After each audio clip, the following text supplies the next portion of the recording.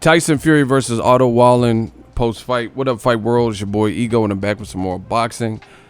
Make sure you smash the like button. Also, subscribe to the channel for the latest and greatest in boxing. Oh, man, where do we go? Good fight, heavyweight fight. Otto Wallin, unknown, unheralded guy versus Tyson Fury. Tyson Fury beat Otto Wallin via unanimous decision. I thought he edged the fight out towards the end. First part was actually more competitive than a lot of people gave credence to, and it was a gutsy performance. Tyson Fury, I give him props. He showed true grit and heart, and Wallin, just being the more inexperienced guy at this level, he made some mistakes. I think he was doing very well in the first half of the fight, but he kind of abandoned his body attack. I think that body attack, had he done that more and more and continued to do that, it would have set up some headshots when the natural fatigue set in. Tyson Fury is a 6'9" dude, 250 plus pounds. He's a big oak, so the body is not gonna move as elusive as Tyson Fury, and I think he should have stuck to that. So Wallin, he impressed based on the fact that he hadn't been at this level, and he held a good account of himself. In the 12th round, Tyson Fury got hurt by Otto Wallin, which is something that I said, new media, on my channel. We don't know, based on a Tom Schwartz performance, if Tyson Fury has really truly recovered from the Deontay Wilder knockdowns, especially the 12th round one. He hasn't really been in there with a capable, able body. I give Otto Wallin a ton of credit for being durable and being tough. So all in all, it was a really good fight. It was Tyson Fury. Oh, I can't leave this part out. Tyson Fury had a very nasty cut, and he battled through that. So true championship stuff. And I think he really picked up the pace around 7, 8, and 9. Otto Wallin kind of faded in those rounds. He never gave up, but it was kind of like an Anthony Yarde versus Kovalev type of situation. The good work that he was doing earlier in the fight kind of slowly started to dissipate, But in the 12th round, he kind of redeemed himself. He definitely should get future heavyweight fights. He was never knocked down in the fight. It looked like he was hurt, more so from a exhaustion and stuff like that. But Tyson Fury was, this is the concern. And new media, we keep it a buck. Tyson Fury, they stressed the lineal champion. They're trying to sell him as La Raza. He walked out with a Hispanic singer and the Mexican ensemble with the flag and a sombrero and this different type of stuff. ESPN, I quote, Tim Bradley said Tyson Fury is like the heavyweight version of Terrence Crawford. He's just switch hitting and doing all this stuff. And I told you on my channel, it was overstated. Tyson Fury is good. He moves well for a big person, but he's not doing skillfully what Terrence Crawford is doing, especially with the ambidextrous, because we didn't see that. What happened to all the stuff what happened to the upper body movement, the Floyd Mayweather defense and Terrence Crawford ambidextrous? We didn't really see that. You've seen that against a lesser Tom Schwartz.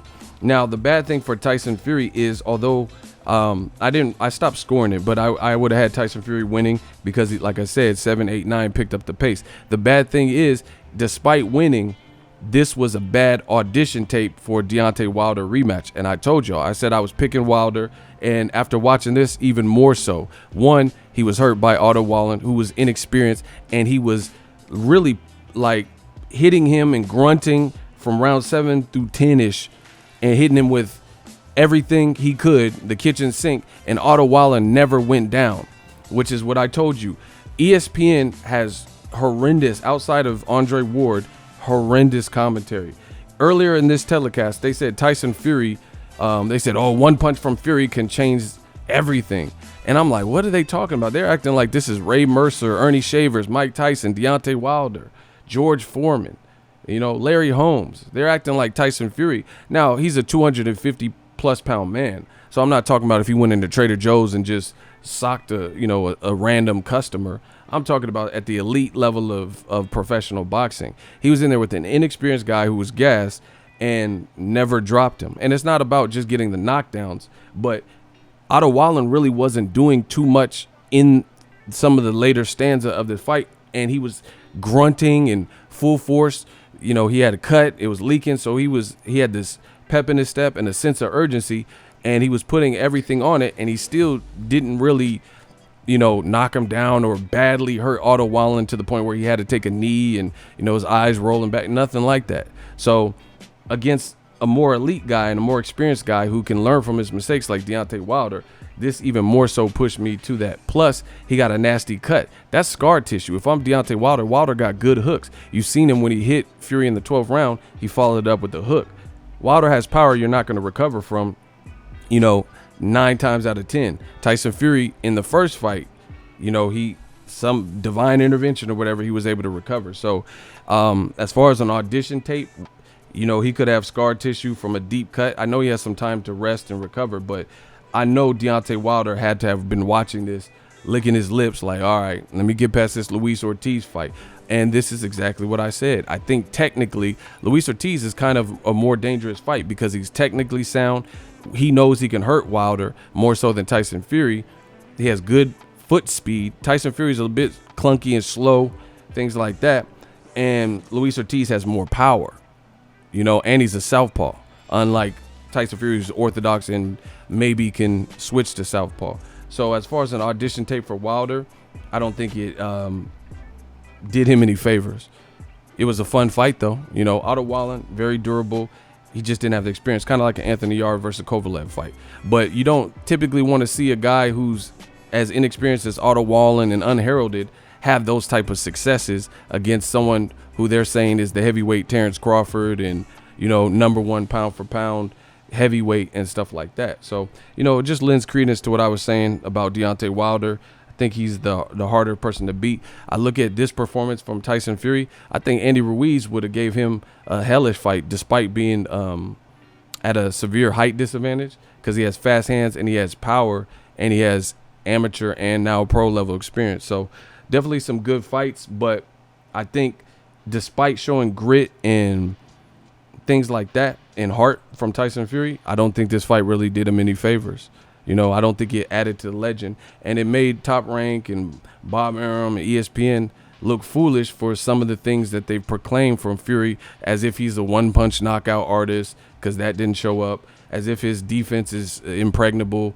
Because another thing I noticed with Tyson Fury, he's 6'9", and he likes to lean on you, put all his weight on you, burrow on you, and even doing all that and weakening, because that's a lot of weight on. That's 200 and, you know, who knows what he rehydrated to, but potentially 260 plus pounds, leaning and burrowing and weighing and, you know, on your arms and head and, you know, weighing you down. He did the same thing with Steve Cunningham, you know, and Otto Wallin still stood in there tall, still stood in there.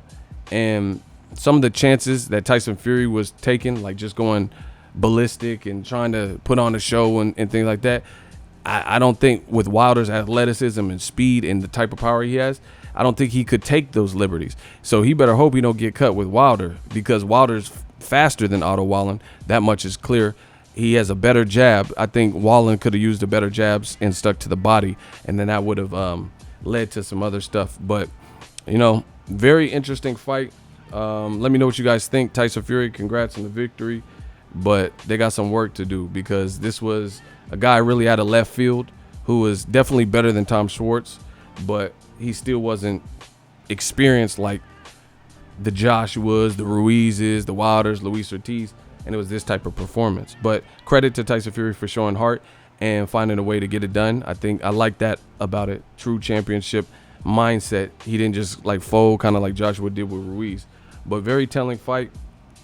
I don't think Wilder, I think he should be more worried about Ortiz. If he get past Ortiz again, especially by knockout, his confidence is going to go through the roof. I don't know if Tyson Fury, if his confidence is going to go through the roof off of that performance. But, you know, he got it done. Unanimous decision. Drop your thoughts in the comment section. Let me know what you guys think. New media, we work. So if you enjoyed this video and want more content like this on the channel, you can show your appreciation by going to the PayPal donate button or the YouTube support button, and you can donate any amount that you feel is equivalent to the value of this video. Much more to come. Thank you guys for your support. Boxingego, the future of boxing.